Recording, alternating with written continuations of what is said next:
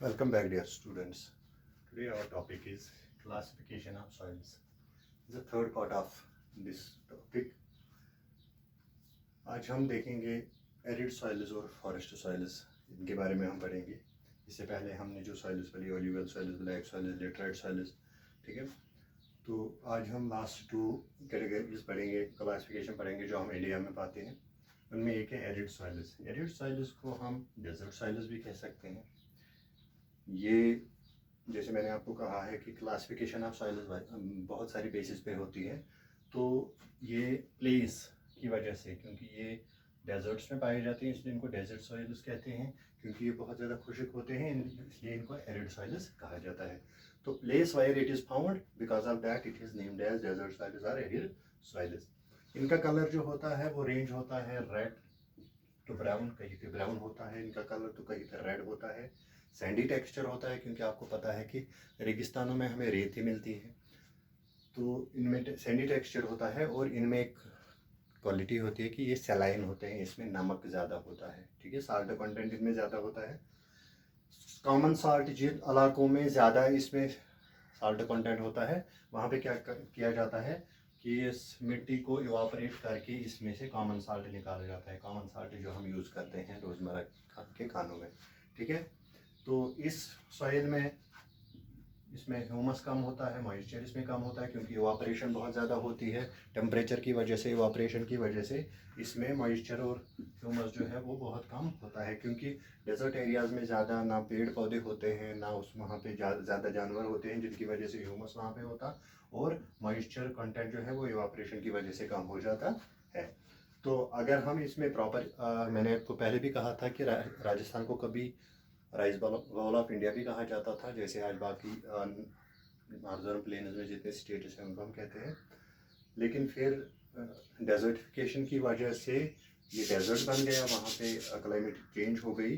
लेकिन अगर अभी भी ये सॉइल जो है बहुत ज़्यादा फर्टाइल है, अगर प्रॉपर इरिगेशन फैसिलिटीज़ यहाँ पे हो तो ये सॉइल जो है ये कल्टिवेबल बन सकती है। जैसे वेस्टर्न राजस्थान में जो इंदिरा गांधी कैनल बनी है, उसकी वजह से वेस्टर्न राजस्थान में बहुत ज़्यादा कल्टीवेशन जो है वो हो रही है, काश्तकारी हो रही है।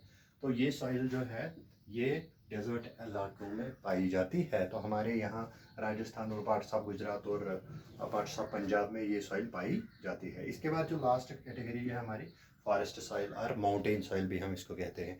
ये भी बेस है कि किस प्लेस पे ये पाई जाती है, फॉरेस्ट में या माउंटेन्स में जो सॉइल पाई जाती है उसको फॉरेस्ट सॉइल या माउंटेन सॉइल कहा जाता है, कहते हैं। सॉइल टेक्सचर इसका क्या है, ये वेरी होता है, इसका सॉइल टेक्सचर जो वेरी होता है, क्योंकि जो स्लोप इसका होगा और जो अल्टीट्यूड इसका होगा वो चेंज होता है। क्योंकि हमें पता है माउंटेन जो है इनका अल्टीट्यूड में ना, जिसकी हाइट जो है वो वेरी होती है। अगर हम देखेंगे वैलीज़ में, जैसे कश्मीर वैलीज़ में इनका जो होता है वो लूमी या सिल्टी, इसमें मिट्टी होती है और बहुत ही मुहीन होते हैं ये लोअर एरियाज़ में, क्योंकि ऊपर से इरोड होके नीचे आ जाते हैं। और जब तक ये नीचे आ जाते हैं तो ये बारीक बन जाते हैं। लेकिन अगर हम अपर स्लोप्स में देखें, अपर एरियाज़ में देखें, तो यहाँ पे ये बड़े बड़े कोर्स ग्रेन्ड होते हैं, यानी ये मुहीन नहीं होते हैं, बड़े बड़े इसके ग्रेन्स पाए जाते हैं। अगर हम स्नो कवर्ड एरियाज़ देखें, जैसे हिमालयाज़ है, वहाँ पे ज़्यादा डिनोडेशन होती है, या जिसको आप सॉइल इरोजन के नाम से भी देखते हैं। तो वहाँ पे बहुत, क्योंकि स्लोप की वजह से, ग्लेशियर्स की वजह से, पानी के बहाव की वजह से वहाँ पे डिनोडेशन होती है। तो अलग अलग जगहों पे इनका टेक्सचर जो है इस मिट्टी का वो अलग अलग होता है।